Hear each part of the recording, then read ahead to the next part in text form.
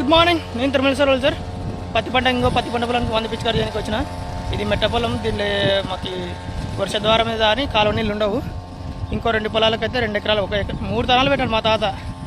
అంత ఒక తాన పెట్టింటే బాగుండు. ఆడ ఎకరా 2 ఎకరాలు కొంచెం తక్కువ ఉంది. దీనికి మెట్ట పొలం ఎప్పుడు కందులు వేస్తూ ఉంటాము. వర్షాలు బాగా పడిపోయినాడు. వర్షాలు బాగా ఉన్నాయి కదా, పత్తి పండించుకుందాము. కందక్కిలు పెట్టుకొని పత్తి వేసుకున్నాము.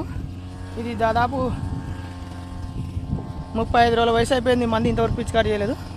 ఇప్పుడు పిచికారీ చేస్తున్నాను. నీళ్ళు అయినా చాలా ఇబ్బంది. అమ్మ అక్కడ తెస్తుంది చాలా దూరం నుంచి. ఒక జూమ్ చేస్తున్నా.